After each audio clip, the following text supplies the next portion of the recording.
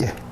오늘 6월 모의평가 분석 및 수시 지원 전략에 대해서 말씀드릴 시간을 갖도록 하겠습니다. 일단 며칠 전에 모의평가를 봤는데, 이 모의평가는 수능을 출제하는 교육과정평가원에서 출제하고 시행하는 시험이라서 3월달 서울시 교육청, 5월 경기도 교육청하고는 다르게 의미가 있는 시험이죠.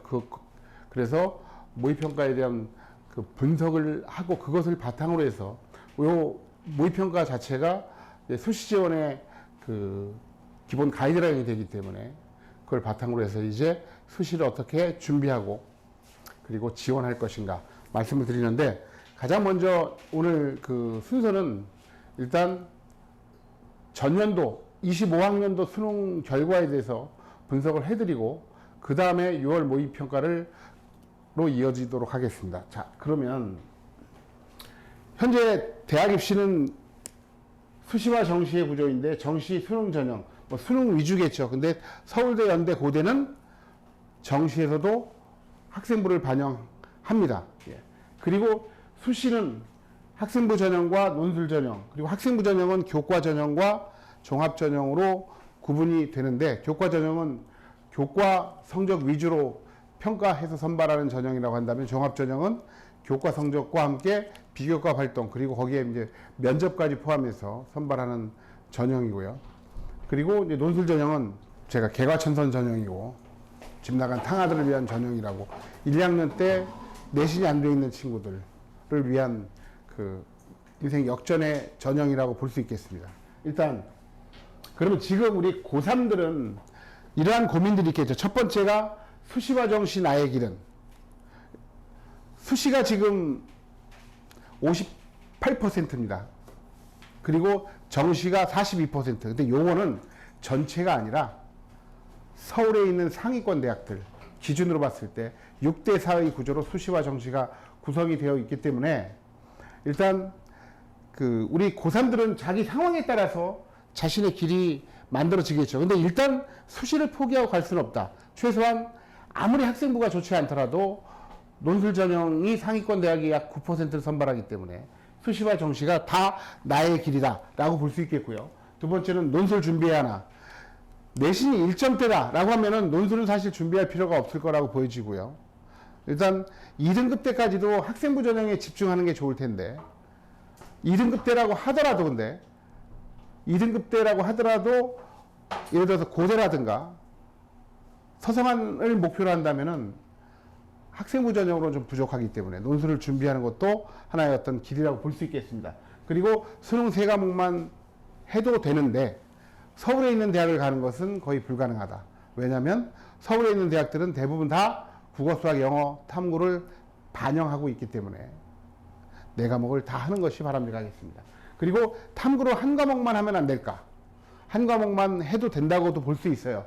이른바 서울에 있는 대학, 가천대, 가톨릭대, 상명대, 명지대, 그리고 서울여대, 동덕여대, 덕성여대, 한성대, 이런 학교들은 탐구를 정시에서 한 과목만 반영하고, 그리고 많은 대학들이 또 수능 최저 기준으로 탐구 하나만을 보기 때문에 하나만 하는 것도 괜찮을 수 있겠지만, 우리 이것을 보고 있는 학생들, 그리고 우리 어머님들, 인생을 오래 살아본 사람들은 알지만 인생이 계획대로 되지 않는다는 거.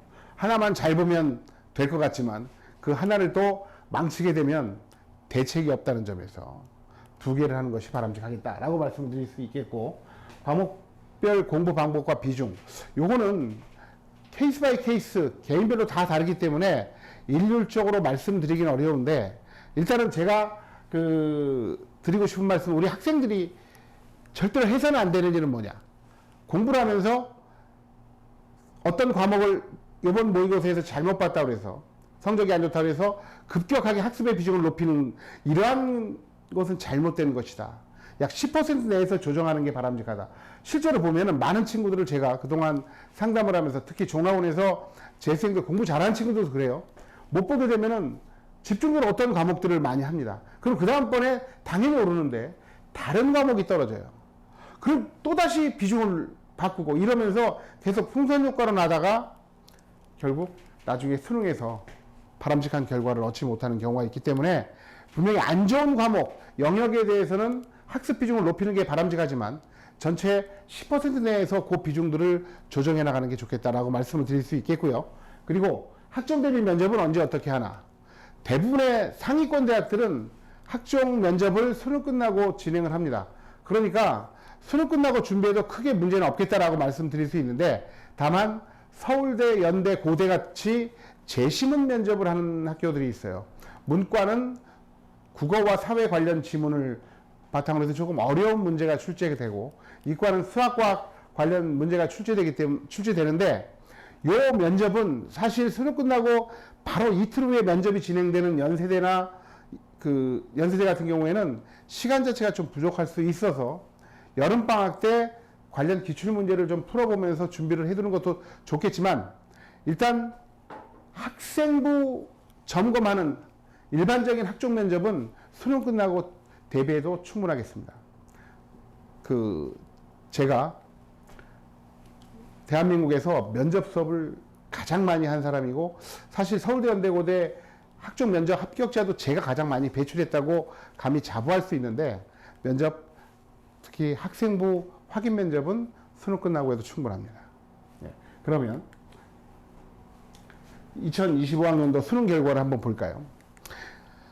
작년도에 보면 수능 응시 인원이 늘었어요. 재학생이 일단 늘고, 그리고 재수생도 늘었죠. 그래서 합계가 많이 늘었는데, 특히 재수생들 같은 경우에 작년에 의대 정원이 급격히 증가하면서 작년에 1,500명 늘었죠. 매우 잘하는 M수생들이 늘어났습니다. 특히 이제 반수생들, 서연고, 서성안을 다니면서 반수한 친구들이 아주 많아요. 그래서 작년도는 재수생 강세가 엄청나게 이어졌는데, 뭐 예를 들어서 얼마 전에 발표된 자료를 보면 수학 1등급은 재학생에 비해서 재수생이 4배가 많았습니다. 근데 여기서 보시지만 거의 2대1인데 4배가 많았다는 건 8배가 더 많았다는 거예요. 실제로 순 인원 대비로 본다면은 훨씬 잘 봤고요. 그리고 국어도 1등급 비율로 봤을 때 재수생이 2배 이상 많았기 때문에 훨씬 더 재수생들이 잘 봤다. 근데 다만 올해는 의대 정원이 줄어서 N수생들 증가 추세는 꺾일 것 같고, 그리고 특히나 아주 상위권 반수생들은 작년에 비해서 좀 줄 거라고 보여집니다. 벌써 그런 조짐들이 나타나고 있어요. 작년에 같은 경우는 이 즈음에 서연고 다니면서 서성안 다니는 친구들이 재수학원에 문의가 무척 많이 왔었는데, 올해는 재수학원에 그러한 문의가 확실히 줄고 있고, 그리고 기숙학원 자체도 확실히 그러한 문의도 줄고 있습니다. 그래서 상위권 N수생들의 비율은 높지 않겠다. 그리고 더 중요한 거는 인문계열은 N수생의 수준들이 그렇게 높지 않아요. 왜냐하면 인문계열은 서연고, 서성안 말 그대로 학교 레벨이 그대로 학과와 관계없이 이어지는데, 재수하는 친구들의 성적 분포를 봤을 때 인문계들은 최상위권이 그렇게 많지 않다는 것을 알 수 있습니다. 자, 작년도 수능 난이도를 보면은 일단 난이도가 하락했죠. 1등급 컷이 원점 들어봤을 때 재작년 24학년도 수능에 비해서 원점 들어봤을 때 등급컷이 올라갔어요. 등급컷이 올라갔다는 것은 결국 문제가 쉬웠다는 것을 의미하는 거죠. 그런데 재작년 보면은, 자, 25학년도 쉬웠고 24학년도 어려웠고 쉬웠고 어려웠습니다. 그래서 어렵고 쉽고 어렵고 쉽고 반복하는데, 이 주기에 따르면 요번이 좀 어려워질 타이밍이긴 해요. 근데 이것이 그대로 지켜진다는 보장은 없지만 대부분 좀 그렇게 되어 왔기 때문에 우리 학생들은 최악의 경우를 생각하면서 어려운 수능을 대비하면서 가는 게 바람직하겠다라고 볼 수 있겠습니다. 근데 영어만 보더라도 마찬가지예요. 영어는 절대평가 실시한 게 지금 8년 정도 됐는데, 제 기억으로는 제가 이제 정식 컨설팅도 같이 하고 있는데 계속 한 번은 쉽고 한 번은 어렵고 이것이 계속 반복됐습니다. 그래서 보면 1등급 비율로 봐야 되는데 많았었죠. 적었고 많았다. 올해가 또 영어도 어려워질 타이밍이에요. 그런데 영어는 이제 1등급만 볼 게 아니라 2등급을 봐야 되는데, 누적으로 2등급 비율을 볼 때 26, 22, 20%대로 그렇게 변하지 않아요. 근데 정시 수능에서 영어는 2등급만 받아도 서연고 하는데도 크게 지장이 없어요. 그러니까 영어에 대해서는 너무 걱정하지 말고 2등급 받는 쪽으로 좀 집중하는 게 바람직하겠다라고 볼 수 있겠습니다. 자, 그리고 이제 선택 과목별 응시자를 보면은 일단 국어는 화작과 언매가 거의 6대4 정도로 응시자가 계속 이어져 오고 있습니다. 화작이 훨씬 더 인원수가 많죠. 인원수가 많습니다. 왜 그러냐면 이 화작은 잘 아시는 것처럼 조금 상대적으로 전체적인 수능 성적으로 봤을 때 좀 중위권 이하 학생들이 많이 선택하는 과목이죠. 그리고 자연계 최상위권 학생들이 정말 압도적으로 언매를 많이 선택하는데 다들 아시겠지만 화작은 공부를 하지 않고 시험을 봐도 되지만 언어와 매체는 언어 쪽, 즉 문법 쪽이 공부가 좀 필요하기 때문에 공부를 하고 봐야 된다는 요 측면, 그리고 문법 문제가 좀 어려워서 중하위권 학생들이 선택을 잘 안 합니다. 근데 이따 보시면 알겠지만 언어와 매체는 어떤 강점이 있느냐, 일단 풀이 과정에서 시간을 절약할 수 있다는 장점, 그리고 두 번째는 같은 점수를 받았을 때 표준 점수가 더 높다는 장점 때문에 상위권 학생들이 계속 상위권 학생들은 더 선호하고 있고 올해도 그 추세는 이어질 것이라고 보여지고 있습니다. 그리고 재작년부터 24학년도부터 미적분 기하 보는 친구들, 즉 이과가 문과를 초월했습니다. 이제 대한민국이 바야흐로 이과의 대상이 되었다라고 볼 수 있는데, 일단 선택 과목에서도 미적분 기하 보는 친구들이 54% 이상을 상회하고 있다는 점에서 일단 이과 강세가 계속 이어지고 있다라고 볼 수 있겠습니다. 자, 그럼 이게 아주 중요한데요. 응시자 영역별 조합. 다른 것보다도 어떤 것을 초점 맞춰야 되냐면은 사탐을 선택하면서 미적분 기하를 봤던 친구들, 즉 미적분 기하를 본 친구들 중에서 사탐을 선택하는 이른바 사탐런이라고 하는데, 이 친구들이 작년에 매우 증가했습니다. 작년에 연대부터 대부분의 서울에 있는 대학들이 사탐을 보고서도 이과에 응시할 수 있도록 해줬기 때문에 서울대, 고대, 홍대, 숭실대를 제외하고는 서울의 주요 대학들은 사탐을 보고서도 공학 계열을 지원할 수 있었어요. 그래서 사탐론이 늘어났습니다. 잘 보시면 일단 미적분 기하를 선택한 친구들 중에서 사회에 선택한 애들이 2만 명인데 24학년도에 작년에 약 4만 명, 2배 됐습니다. 더 중요한 거는 미적분 기하를 보면서 사회를 한 과목 본 친구들이죠. 재작년에는 7천 명이 채 안 됐는데 작년에는 무려 3만 3천 명이에요. 그래서 사회 쪽으로 도망가 버렸다고 그래서 이제 사탐이 더 쉽기 때문에 좀 과탐을 기피하고 도망갔다는 것을 조롱하는 의미로서 이제 사탐론이라고 애들이 얘기합니다. 우리 이과에 공대부심이 있고 물리를 선택하는 친구들이 쟤는 사탐으로 도망간 애들, 사탐론이라고 하는데 올해 사탐론이 더 이어질 것이라고 볼 수 있습니다. 일단 선택 과목별로 등급 컷을 봤을 때 아까 말씀드렸죠. 언어와 매체가 더 높다고. 1등급 컷을 보면은 언어 매체가 더 낮아요. 더 낮다는 것은 더 어렵다는 것을 의미하겠죠. 그리고 확률과 통계 미적분, 당연히 확률과 통계의 등급 컷이 높고 이 얘기는 더 쉽다는 것을 의미하는데, 요 다 함께 중요합니다. 100점을 받았을 때, 만점을 받았을 때 표준 점수는 지속적으로 언어와 매체가 높습니다. 같은 점수를 받았을 때 언어와 매체가 표준 점수가 높다. 그래서 상위권 친구들이 언어와 매체를 많이 선택을 하고 있고, 미적분과 확률과 통계는 그 점수 차이가 재작년에는 무척 컸습니다. 작년에도 5점 차이가 났는데, 중요한 거는 그래서 강남에 컨설팅하는 여러 사람들이 상위권 문과 애들한테 미적분을 선택하라고 얘기하는데 저는 거기에 대해서 동의하지 않습니다. 왜냐하면은 우리 문과 학생들은 내신으로 미적분을 안 했어요. 3학년 2학기 대부분 확통을 하는데, 확통을 하면서 확통을 보는 게 훨씬 더 바람직하죠. 근데 확통 내신을 하면서 미적분을 또 한다? 이거는 매우 비효율적이에요. 물론 미적분이 훨씬 더 표점이 높긴 하지만 워낙 어렵고 그렇기 때문에 문과 학생들이 미적분을 선택해서 잘 본다는 보장이 없어요. 그래서 그냥 문과 학생들은, 잘하는 문과 학생들은 그냥 확통을 보고 가는 게 더 낫겠다. 그리고 미적분 공부할 시간에 사탐이나 국어를 더 집중해서 성적을 끌어올리는 것이 더 바람직하다라고 볼 수 있겠습니다. 자, 그리고 이제 작년에 사탐을 봤을 때 특징은 뭐냐면 전 과목에서 응시자가 늘어났습니다. 전 과목에서. 그리고 이제 중요한 게 표점이 올라갔어요. 표점이 올라갔다는 것은 사탐이 어렵게 출제되었다는 것을 의미하죠. 근데 이 표점이 중요한 건 뭐냐면은 서울대 같은 경우에 사회탐구, 과학탐구가 단순 표점 반영 방식입니다. 변환 표준 점수를 사용하지 않아요. 그러니까 이 표점이 높은 과목이 훨씬 더 유리하거든요. 근데 재작년하고 비교했을 때 작년에 사탐 표준 점수가 확실히 올라갔습니다. 왜 그러냐면 사탐 표준 점수가 낮으니까 이과 애들이 문과로 침공하는 이른바 이과 침공 현상이 늘어났어요. 정시에서. 이게 수학으로 밀고 들어오는 건데 과탐으로도 밀고 들어와 버리니까 일단 사과탐의 어떤 유불리를 좀 없애려고 사탐을 좀 어렵게 출제한 경향이 있는 것 같습니다. 올해도 아마 이어질 거라고 보여지는데. 자, 그리고 이제 중요한 거는 요거보다는 바로 이쪽입니다. 과탐. 과탐은 투 과목은 다 늘어났어요. 그런데 원 과목은 다 줄었습니다. 원 과목은 다 줄었죠.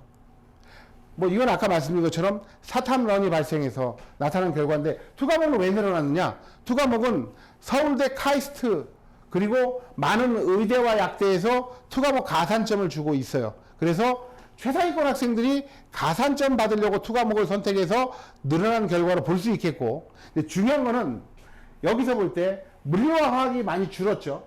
물리와 화학이 줄었는데 물리원 화학원이 보시면 표준 점수도 낮아요. 50점을 받았을 때 화원은 65점밖에 안 돼요. 근데 지구화학원은 72점이에요. 웃긴 게 뭐냐면 화학원이 지금 수능 과학 과목 중에서 가장 어렵습니다. 가장 어렵다는 것은 평균 점수가 낮아야 되는 거고 평균 점수가 낮을수록 표점이 높은데 재밌는 거는 가장 어려운 화원이 표점이 낮아요. 이 얘기는 어려운데도 평균 점수가 높다는 거죠. 물리원도 마찬가지죠. 근데 물리원 화학원은 왜 이렇게 표점이 낮으냐 하면은 서울대가 이과 쪽 응시자들에게 물리원이나 화학원을 꼭 하나 필수적으로 응시하게끔 강제하고 있습니다. 물리나 화학을 둘 중에 하나 선택하지 않으면 문과 지원, 아니 이과 지원이 안 돼요. 서울대 이과. 그러니까 서울대 목표로 하는 친구들이 물리나 화학을 꼭 하나씩은 합니다. 둘 다 하는 친구들도 있어요. 그래서 자사고나 과고 친구들이 많이 선택을 하고 있기 때문에 잘하는 친구들이 하니까 어려운데도 점수가 높아서 평균 점수가 낮고 표준 점수도 평균 점수가 높고 표준 점수가 낮게 되는 거죠. 그런데 재밌는 게 가장 쉽다고 여겨지는 지구과학 원입니다. 그래서 응시자도 가장 많아요. 근데 왜 표점이 높으냐? 거의 대부분의 이과 애들이 다 합니다. 이과 애들이 다 하니까 못하는 친구들도 거의 다 하는 거예요. 그러니까 하방 견인력이 커요. 즉 무슨 얘기냐면 밑에서 깔아주는 애들이 많아요. 밑에서 깔아주는 애들이 많기 때문에 평균 점수가 낮고 그래서 만점 받았을 때 표준 점수가 높습니다. 그래서 올해도 만약에 이제 지금 사탐을 할 것인가 과탐을 할 것인가 고민하는 친구도 있는데 사탐해도 괜찮습니다. 서울대가 목표가 아니라면. 그리고 의대, 치대, 약대가 목표가 아니라면 사탐을 해도 괜찮아요. 특히 정말로 선생님이 금하는 것은 물리나 화학을 두 개 다 같이 하는 애들은 정말 그렇게 하지 말아라. 너무 공부할 게 많아요. 데미지가 너무 큽니다, 여기서. 그래서 물리나 화학 중에 하나만 선택을 해서 가자. 그리고 사탐 가산착, 사탐을 선택하면 과산점 문제가 있지 않나요? 그렇게 걱정하는 친구들은 생명지구학을 하나 선택하고 사탐을 하나 선택하는 것도 방법이 될 거라고 볼 수 있겠습니다. 자, 그러면 이제 어느 정도 내가 받아야지 대학을 갈 수 있는지 작년도 수능 정시 합격사를 보겠습니다. 지금 보시면 뭐 그림 같은 성적이죠. 그림 같은 성적이에요. 후배 아들이었는데 당연히 이렇게 붙었습니다. 이 친구가 인서울 의대가 안 돼요. 이렇게 잘 봐도 인서울 의대는 안 된다. 인서울 의대가 얼마나 높으냐라는 것을 알 수 있겠고 일반적으로 서울대 의대는 하나 틀려야 되고 연대 의대는 두 개 틀려야 되고 세 개 틀린 애들이 연대의대 거의 마지막에 문 닫고 들어갑니다. 그리고 이른바 빅5 의대 나머지 세 개 가톨릭 의대, 성균관대 의대, 울산대 의대는 4개 정도 틀려야지 갈 수 있습니다. 영어는 이제 1등급을 기준으로 했을 때. 자, 그리고 이제 이 친구는 자, 9가나 2가 나오니까 안 나와요. 근데 이제 연대 기계공학과는 1차로 합격하고 1차 합격하고 단국대 천안약대는 추가 합격했어요. 단국대 천안으로 갔는데 일단 이건 이 친구는 보여드린 이유가 6월 재수생이에요. 이 친구는 재학생 일반고인데 지방에 괜찮은 일반고에 그 성적이 아주 좋았던 친구예요. 이 친구는 서울대 전기정보로 갔습니다. 의대 던져버리고 해서 대한민국 과학기술계를 책임질 인재라고 제가 추켜 세웠는데 여기는 단국대 천안 약대를 갔는데 이 친구는 재수생인데 6월 9월에 하나씩 틀렸던 애예요. 제가 6월달 9월달도 그 친구 재작년에 이제 정식 컨설팅을 해서 부모님이 찾아와서 상담을 해드렸는데 하나밖에 안 틀려가지고 야 절대로 낮췄으면 안 된다 수시를 그런 얘기를 했었는데 국어에서 긴장을 하는 바람에 미끄러졌습니다. 그러니까 여기서 미끄러지니까 수학도 만점 받던 애가 96점 받았어요. 그래서 92점밖에 못 받았는데 일단 제가 이걸 드리는 이유는 수능은 긴장하면 그날 미끄러질 수 있다. 그러니까 그런 것들을 염두에 두면서 접근해야 된다는 것을 말씀드리겠고요. 자, 그리고 이제 이 친구를 봐줄 필요가 있어요. 이 친구 보면 수학이 3등급인데 물론 이제 국어는 1이에요. 아주 잘 봤는데 영어가 2죠. 탐구 1, 1 받았는데 미적분했어요. 이과인데 연대 사회복지 갔습니다. 1차 합격했는데 수학 3을 받아도 문과는 연대를 갈 수 있다는 거예요. 다른 걸 잘 보면. 근데 국어가 중요하죠. 문과에서 수학 3등급은 괜찮은 거다. 라고 말씀드릴 수 있겠어요. 참고로 1등급이 1,800명, 수학 1등급이 약 18,000명인데, 18,000명인데, 거기에서 문과생, 즉, 확통하는 친구들이 약 1,500명밖에 안 됩니다. 넘지 않아요. 그러니까 거의 10%밖에 안 된다는 거예요. 문과생은. 그래서 이런 일들이 발생을 하는 거죠. 그래서 우리 문과 학생들 내가 지금 수학 3을 받는데 막 좌절하거나 그렇지 않아도 된다. 문과생이 수학 3 받는 거는 괜찮게 하고 있는 거다. 2등급이다. 매우 잘하는 거다. 자신감을 가져라. 라고 말씀을 드릴 수 있겠어요. 그리고 이제 우리 많은 학부모님들이 과연 인서울이 가능할까? 이런 고민들을 많이 하시죠. 자, 근데 이 친구 이제 작년에 제가 정식 컨설팅 한 친구인데 국어가 4입니다. 여기 국어학원인데 국어가 4예요. 국어가 4더라도 갈 수 있다. 근데 수학은 5예요. 그래도 인서울이 된다. 자, 영어가 2입니다. 중요한 게 탐구를 하나 1을 받았어요. 사회문화. 덕성여대 자유전공 문과 쪽에 최초 합했습니다. 최초. 이게 어떻게 가능하냐면 아까도 말씀드렸지만 4과목을 반영하는데 탐구를 하나 반영하니까 탐구 자체 하나가 다 이런 것들을 상쇄하고 가는 거예요. 할만하죠, 그렇죠? 상명대, 가천대, 가톨릭대, 명지대도 이 정도입니다. 자, 그리고 이건 너무 일반화하기 어렵지 않겠습니까? 이 재작년에 다른 친구의 여학생인데 당연히 여대 갔으니까 이 친구 보면 국어 2라 얘는 국어는 잘했어요. 근데 보시면 영어 1은 매우 잘한 것처럼 보이지만 1과 2가 그렇게 큰 차이가 없습니다. 근데 수학이 뭐 별 차이 없는 5예요, 얘는. 근데 이 친구는 과탐을 못 보니까 이제 얘랑 뭐 별반 차이가 없어요. 동덕여대를 갔죠. 이게 바뀐 건데 지금 이거하고 이게 바뀐 건데 그 큰 차이가 없어요. 그래서 의외로 인서울이 높지가 않습니다. 정시로.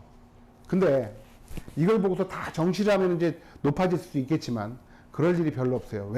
왜 이렇게 낮은데 정시로 인서울 할 수 있을까? 그 이유는 잘하는 재수생들이 특히 반수생들이 들어오면 막 걱정을 하셔요. 우리 부모님들이. 걱정이 되시죠. 그렇죠? 근데 걔네들은 걱정이 많이 되실 텐데 약간의 어떤 위안의 말씀을 드린다면은 여기 있는 애들하고 이렇게 경쟁을 하는 애들이 아니에요. 얘네들은 저 위쪽에서 놀아요. 위쪽에서. 어차피 서원고 서성한 다니다가 반수해요. 밑으로 내려올 일이 없어요.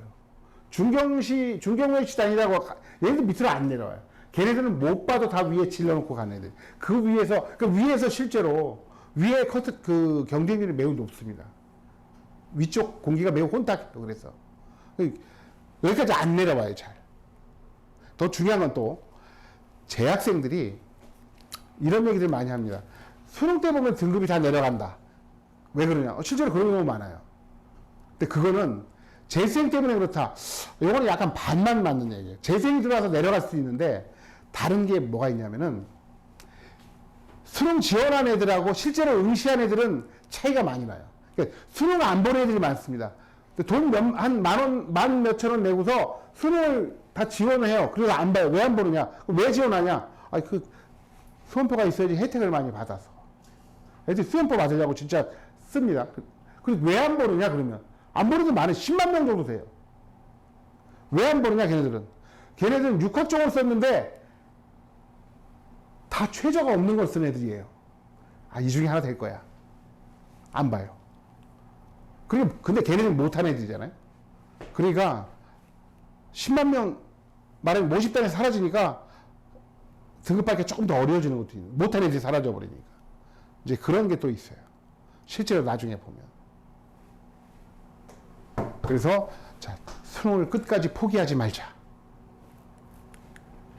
자, 그럼 이제 두 번째. 6월 모의평가 분석을 하죠. 다들, 성적을 보고서 처참한 마음을, 또 비참한 마음을 금할 길이 없는 친구들도 있겠지만, 제가 이 일을 20년 넘게 하면서, 그리고 재생들을 15년 넘게 보면서 하는 얘기지 항상 있습니다. 모의고사는 모의고사다. 수능이 아니다. 자, 이른바 학생부 내신은 누적 평균이기 때문에 그때그때 다 잘해봐야 돼요. 그래야지 평균이 좋아지죠. 그런데 수능은 누적 평균이 아니에요. 그날 잘 보면 돼요. 6월달 잡았다고 평균으로 해서 올라가는 게 아닌 거예요. 9월 못 봐도 괜찮아요. 수능만 잘 보면 돼요. 물론 이제 과정을 밟아 나가야 되는 건데 6월, 9월 잘 봤다고 자신하면 안 돼요. 정말 9월 달에 만점 받고 제가 종락원에 있을 때 학원을 막 끊어요. 그래서 약간 시간 관리 안 되고 이런 애들이 그냥 수능도 다 무너집니다. 실제로 그런 경우도 많아요. 일단 과목별 등급 컷 보면은 확실히 쉬웠어요. 그렇죠? 이른바 국어하고 수학이 뭐 작년도 수능처럼 쉬웠습니다. 쉬웠죠. 그래서 그리고 영어도 쉬웠고 다 쉬웠습니다. 작년 수능보다 쉬웠다. 수능만큼 쉬웠다라고 볼 수 있습니다. 등급 컷으로 봤을 때 중요한 건 이거보다 6월 모의평가는 어떤 시험이냐? 아까 말씀드렸다시피 수능을 출제하는 교육과정 평가원에서 처음 관장하는 시험이 출제하는 시험이에요. 이 시험은 어떤 의미가 있냐면 올해 고3이 40만 명이 넘잖아요. 근데 얘네들은 학력을 몰라요. 얘네들은 학력을 알아야지 난이도를 조절해서 문제를 출제하지 않습니까? 그러니까 6월 모의평가의 가장 큰 의미는 올해 고3들의 학력을 측정하는 시험이다라는 거예요. 그럼 시험 보면은 얘네들 어느 정도구나 라는 것을 이제 알 수 있는 거죠. 그래서 학력을 측정한다. 두 번째는 올해 수능을 이렇게 출제할게요. 수능의 출제 방향을 던져주는 거예요. 근데 실제로 보면 올해 국어하고 영어는 문제에 신유형이 없었어요. 그런데 수학은 신유형이라기보다는 그동안 한 5, 6년간 안 출제되지 않았던 유형이 들어와 버렸어요. 그거는 일단 교육과정 평가원에서 올해 이렇게 출제할 거야 라고 암시하는 거죠. 그러니까 그 유형들, 이른바 합답형이라든가 빈칸에 넣는 것, 요런 문제가 나왔는데 그것은 이제 준비가 돼야 된다는 거죠, 이제 앞으로. 그래서 출제 방향을 제시하는 거다. 세 번째 우리 학생들의 중요한 것은 입시 대비 방향을 설정하는 기준이다라는 거죠. 즉 3월, 5월, 6월 모의고사를 봤어요. 대략 여러 군데 넣어와가지고 말하면 합격 가능한, 정시로 합격 가능한 대학들이 나올 것 아니에요. 그 대학과 나의 현재 학생부로 합격 가능한 대학 비교가 되겠죠. 그렇죠? 전년도 합격선을 보면은. 그래서 나는 수시형인가 정시형인가를 이제 말하자면은 나름대로 판단하고 거기에 따라서 입시를 대비하는 방향을 설정하는 계기가 된다는 점에서 의미가 있죠. 당연히 수능 모의고사가 월등하다. 학생부는 4인데 수능은 5월 2이다. 그러면 여기는 말 그대로 정시 수능형이에요. 근데 학생부가 4인데 수능이 5월 3이다. 이 친구도 사실 정시형이에요. 근데 거기에 이제 논술이 추가가 될 수가 있겠죠. 근데 내신이 1등급 때인데 내신 학생부가 1등급 때인데 모의고사 2, 3, 2, 3 나온다. 그러면 얘는 학생부로 서연고 서성안을 노려야 될 친구인 거죠. 근데 이제 지금 이 한결학원이 있는 강동구도 그렇고 강남 3구라고 하는 이제 강남구, 서초구, 송파 그리고 저쪽 목동, 중계동 이런 교육 특구 같은 쪽은 대부분 다 여기 애들이 많아요. 뭐냐면은 학생부도 안 좋아요. 근데 수능도 자기가 가고 싶은 대학을 못 가요. 이제 이런 대학들, 이런 애들이 어떻게 하느냐. 나는 중경외시를 가고 싶은데 학생부는 4인데 수능이 3 나오는 거예요. 이런 친구들이 많죠. 이런 친구들은 최저 딱 맞춰서 중경외시를 논술로 노려보는 거죠.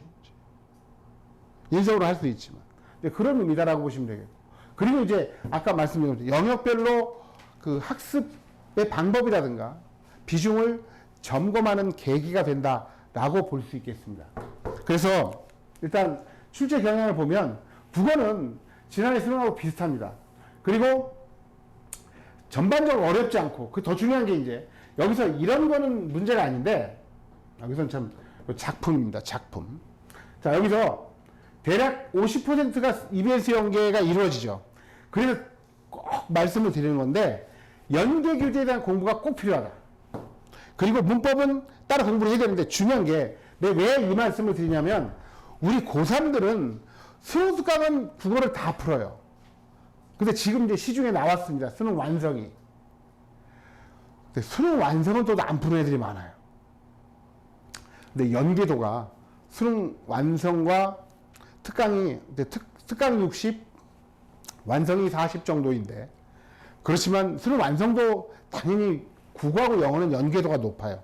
당연히 완성 교재도 다 풀어야 됩니다. 근데 우리 아이들이 수능 특강은 다 1학기 내신 하니까 다 풀어요. 근데 완성은 안 푸는 친구들이 많더라. 3, 4등급 친구들은 정말 수능 완성까지 다 풀자. 말씀을 드릴 수 있겠습니다. 그리고 수학 같은 경우는 15번, 22번 제하면은 어렵지 않았었는데 중요한 게 이제 요 15번이었던 것 같아요. 15번이 아마 정답률이 4%밖에 안 되는데.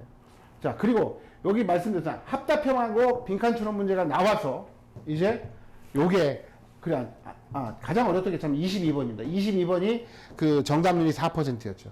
정답률이 지금 4%로 나오고 있는데 매우 어려웠습니다. 고난이도 문제로 나왔는데 일단 문항 구성이 좀 바뀌어가지고 우리 친구들이 조금 헤맸을 거예요.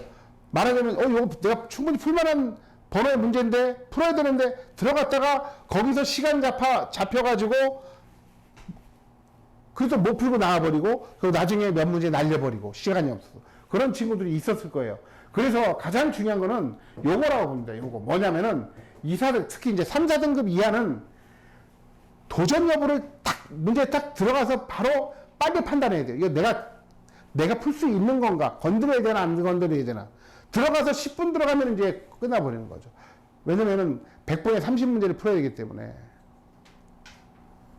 3.3분인데. 그래서 판단 능력이 매우 중요하겠다. 수학은. 영어는 작년 수능보다 쉬웠습니다. 확실히. 신유형도 없었어요.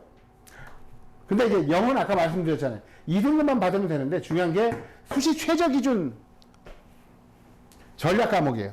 즉 예를 들어 가지고 중앙대학교가 논술도 그렇고 교과도 그렇고 세계함 6입니다.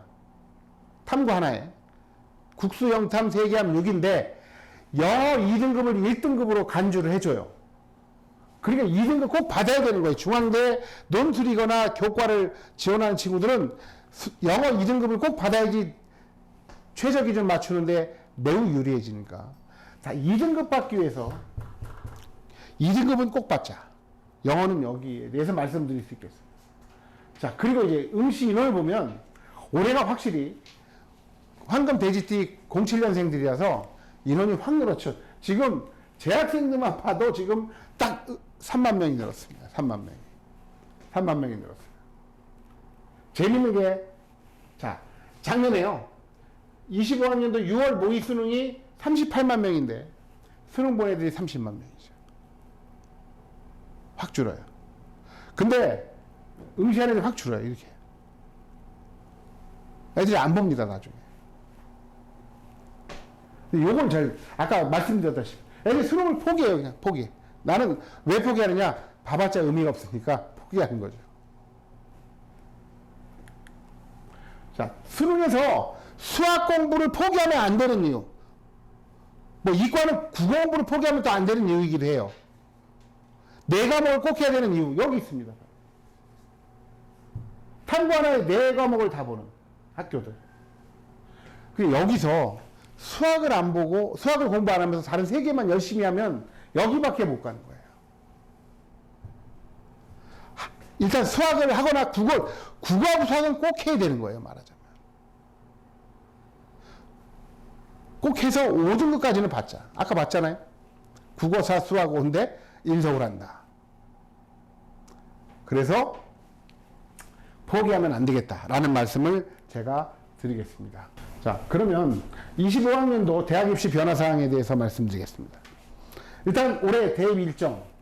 자, 9월 3일날 평가원 시험을 또 보죠. 9월 모평을. 그리고 수시 원서 접수 기간이 9월 8일에서 10일. 가치점 성적 가지고 내가 어느 정도 대학 갈 수 있는가가 나온다는 거죠. 그래서 자기 위치 파악하고서 수시 원서를 접수한다. 라고 볼 수 있겠고. 근데 여기서 아직 먼 일이긴 한데 원서 접수가요. 좀 바뀌었어요. 예전에는 지금 29, 30, 31일 딱 정시 원서가 3일 동안 접수를 합니다. 근데 그동안 계속 정시 원서를 5일 동안 접수했어요. 그래서 서울대는 이틀 안에 끝내버리고 연대 고대는 3일 안에 끝내버렸어요. 근데 이게 왜 제가 왜 이 말씀 드리냐면 서울대가 먼저 원서 접수를 마감해요. 그걸 보고서 애들이 연고대를 써요. 그럼 연고대 점수 마감한 걸 보고서 나중에 이제 서성함부터 다른 데를 쓰게 되는데 올해는 동시 마감이에요. 그래서 이게 나중에 그 눈치 작전이 매우 치열해질 것 같다, 올해는 정시에서. 그래서 약간 합격선 자체가 흔들릴 수도 있겠다, 요것 때문에. 뭐 그런 측면이 있습니다. 자, 올해 대입주요 변화사항. 아까 말씀드린 것처럼 미적분, 기하, 과탐이 작년까지는 많은 대학에서 이과 쪽 필수 응시 과목이었는데 올해 서울대를 제외하고는 일단 서울에 있는 주요 대학에서는 다 빠졌습니다. 그래서 미적분, 기하, 과탐 수능 필수 응시 과목이 빠졌다. 그러니까 폐지가 되었다. 두 번째, 연대가 올해부터 정시에서 내신을 반영한다. 그리고 고려대, 이화여대 등이 이제 수시 최저학력 기준을 완화했다. 수시 최저학력 기준이 완화되면 합격선이 좀 상승하는 효과가 있습니다. 그리고 올해 무전공 선발, 즉 자유전공 모집 인원이 증가하고 의대 정원이 감소한 것, 요게 이제 올해 그 입시의 큰 변수가 되겠고요. 가장 큰 변수가 사실 재학생 순증 인원이 너무 늘어났다라고 볼 수 있는 거죠. 4만 명이 넘게 늘어났습니다. 황금 돼지띠의 07년생들이. 자, 올해 모집 인원 보면 올해만이 아니라 쭉 오게 된도 보면 75에서 79.9니까 80이죠. 그러니까 수시가 80, 정시가 20 이렇게 나타나기 때문에 뭐 40, 무슨 40% 이렇게 생각하실 수 있는데 이게 권역별로 봤을 때 수도권, 요게 수능입니다. 수도권으로 오면 수능 비율이 늘어나죠. 32.5로.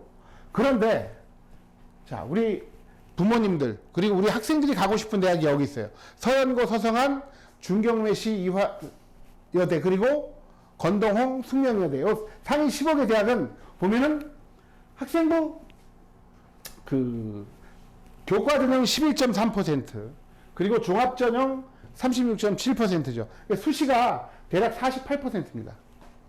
그리고 논술 9.1, 그리고 그 40.9, 그래서 52%. 논술과 정시가 52%입니다. 이렇게 구성되어 있다는 것을 꼭 염두에 두면서 임해 주시기 바랍니다. 자, 그리고 수능 선택 과목 지정. 자, 서울대 많이 미적분 기하 그리고 과탐을 지정하고 있습니다. 다 폐지했어요. 대신 여기 가산점이 이렇게 너무 높지 않나요? 가산점이? 그러는데, 자, 예를 들어서 가산점 많이 주는 데가 5%인데요. 지금 내가 물리원을 하는데 4등급에서 헤매고 있어요. 4등급에서 헤매고 있다. 그러면 4등급이면 대략 한 53점 정도, 55점, 뭐 이 정도가 나옵니다. 표준 점수가. 55점에 5%면 2.75죠. 2.75. 2.75인데, 그거를 애들이 보통 사회문화 생활인류 왔을 때 2등급 정도는 받아요. 열심히 하면. 63점입니다. 아까 55에서 2.75 받죠. 58이죠. 그러니까 사탐 2등급 받는 게 더 유리한 거예요. 다만 이제 사실 우리나라 어떤 과학기술의 발전을 위해서는 과학을 하고 공대를 가는 게 맞는데, 일단 우리 입시의 측면에서 봤을 때는 더 유리하다. 사탐을 하는 게.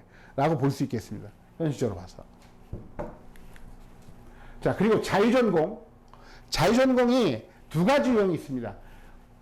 자유전공에 들어가면 대학 내 모든 전공을 자율적으로 선택할 수 있는 그런 전공. 여기 어디냐면 서울대하고 고려대도 이렇게 바뀌었어요. 그래서 서울대 선생님이 가르쳤던 학생 중에 하나가 제일 똑똑한 애인데, 여자애가 전 과목 내신 1등급이었어요. 그것도 1등이거나 2등으로 1등급이고, 그리고 3년 내내 전 과목. 거기에 수능도 하나 틀린 애가 자유전공을 서울대 갔었는데, 가서 문과예요. 심리학과 기계공학을 같이 하더라고요. 복수전공에서 엔솔이라 에너지 솔루션인가 거기 지금 다니는데, 이런 게 서울대가 있고요. 근데 대부분의 대학들은 문과 자유전공 하면 문과 안에서만 고르고, 이과 자유전공 하면 이과 안에서만 고르게 하는 경우가 더 많습니다. 일단 이것도 다 확인하고 가야 된다. 자, 그리고 대학 입시 주요사항. 아까 이제 영어를 그렇게 말씀드렸는데, 영어는 2등급만 받으면 된다고 말씀드렸죠. 지금 볼까요? 1등급과 2등급의 차이가, 건국대 좀 큰 학교가 3점이에요. 자, 경희대 없어요. 고대도 3점 크죠. 동국대 1점이고, 서강대 0.5, 서울대도 0.5예요. 크지 않습니다. 연대가 좀 큽니다. 5점으로. 그런데 중요한 거는 왜 2등급 꼭 받아야 되느냐? 3등급으로 하면 커집니다, 점점. 예를 들어서 여기서 보면 가장 커진 데가 시립대인데 146, 4점인데 여기는 9점 돼요. 연대도 5점인데 7.5가 되고, 그리고 여기도 2점으로 늘어나죠. 다들 커집니다, 이렇게. 중앙대도 2에서 3으로 늘어나고, 개체학수별로 늘어나는데 2등급까지 받으면 크게 문제가 없겠다. 그래서 영어는 2등급을 받자. 정시 영역별 반영 비중을 봤을 때, 일단 문과는요, 문과는 국어 수학 탐구에서 국어 수학의 비중이 75에서 80%입니다. 대부분의 대학이. 그러니까 문과는 국어 수학의 비중이 압도적으로 높다. 그리고 이제 탐구 영어다. 거의 모든 대학이 그래요. 근데 이과는 좀 다릅니다. 아직까지 탐구의 비중이 높아요. 그래서 문과는 국어 수학이지만 이과는 수학이 가장 높고, 국어에 필적하는 게 이제 과탐이다라는 것을 이제 알 수가 있고, 연대 같은 경우는 더 높습니다. 그래서 우리 문과 학생들은 탐구 공부를 더 많이 해야 된다. 이과 학생들은 탐구 공부를 문과들보다 더 많이 해야 됩니다. 그거 말씀드리겠어요. 자, 그리고 미적분 기하하고, 아까 서울대가 미적분 기하 과탐 필수라고 그랬는데, 여기 보시면 필수 지정 대학, 의대학 때는 많은 대학들이 미적분 기하와 과탐을 필수로 지정을 하고 있어요. 그래서 의대학대 갈 친구들은 당연히 과탐을 하는 게 바람직하겠다라고 볼 수 있겠고요. 그리고 미적분 과탐에 가산점 주는 대학. 여기는 이제 특이한 케이스인데 사탐 가산점 주는 대학이 있습니다. 이 대학들은 이제 이과 애들이 문과로 침공하는 것을 막아주려고 하는. 그래서 그 이과 침공을 막겠다는 거죠. 사탐 가산점을. 근데 올해는 이게 별로 의미가 없을 것 같은 게 사탐하는 이과 애들이 너무 많아가지고 별로 이제 이과 애들이 그 문과로 넘어가는데 별로 걸림돌은 없을 것 같아요. 자, 그러면 이제 본격적으로 수시 학생부 전형 지원 전략 말씀드리겠습니다. 일단 수시 지원 전략 기본적으로 말씀드린다면 3월, 6월, 9월 모의고사 성적과 학생부 비교해서 위치를 파악한다. 그리고 입시 대비 방향을 나는 이제 정시 논술형인지 수시형인지를 자기가 이제 나름대로 판단할 수 있겠죠. 그리고 중요한 게 전형이 변화됐는지 안 됐는지를 대학별로 확인해야 되는데 왜 그러냐면 그 전형 요소가 변화된 학교의 합격선이 요동칩니다. 작년에 한양대학교 교과전형에서 수시 최저가 적용이 됐어요. 합격선이 뚝 떨어졌습니다. 그래서 합격선 요동칠 수 있기 때문에 전형이 변화된 데를 찾아야 된다. 그리고 이제 학생부와 수능 모의고사 추세를 고려해서 수시 지원 대학들을 선택을 해야 되겠죠.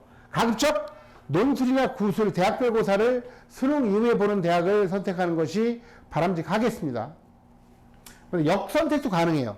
일단 연대, 시립대, 홍익대, 경기대가 논술고사가 수능 전인데 여기서 역선택이 가능한 것은 홍익대 같은 경우는 특히 이과 쪽 수리논술 보는 경우에 수능 전에 논술을 보니까 조금 부담스러워서 경쟁률이 매우 낮습니다.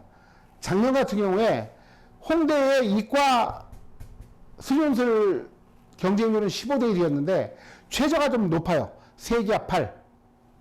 그러니까 실제로 최저 기준을 맞춰버리면 실질 경쟁률은 거의 4, 5대 1밖에 안 돼요.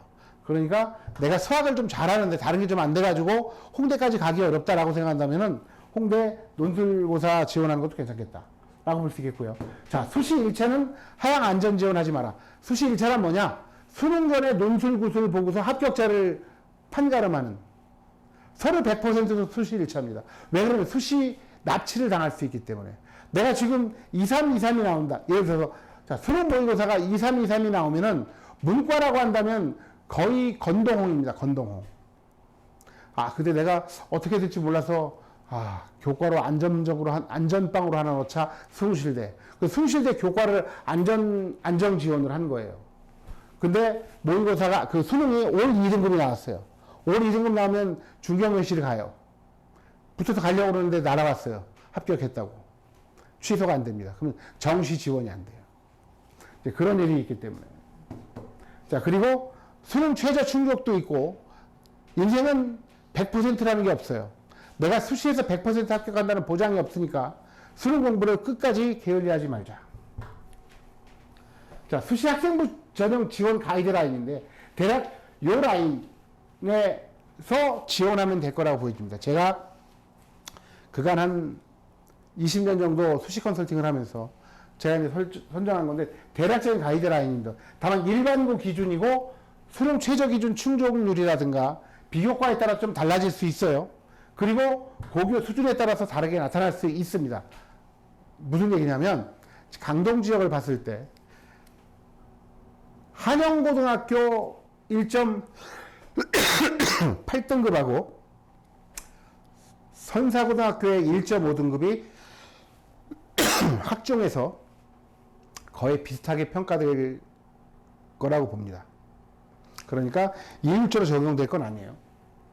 그리고 혹시나 이거를 시청하시는 분들 나중에 내가 내신이 3.7인데 광명상가 여기 광명상가 아시죠? 광운대, 명지대, 상명대, 가천대, 가톨대, 서울여대, 덕성여대, 동덕여대인데 떨어졌어요. 나중에 물어내세요. 뭐 나한테 돈 낸 것도 없지만 항의하면 안 되신다. 뭐냐면 이거는 가이드라인이고 달라질 수 있기 때문에 선생님이 컨설팅을 하면서 항상 이 안전장치를 마련해야 되겠다고 생각한 게 5년 전에 어떤 친구가 있는데 그 친구가 한테 얘기를 했어요. 너 홍대 교과전은 너와 100% 붙어. 네가 떨어지면 내가 이 일을 그만둔다. 근데 그 친구가 끝까지 안 되다가 마지막 날에 추가 합격을 해서 그때 가슴을 쓸어 내린 이후로는 100% 말을 안 씁니다, 이제는.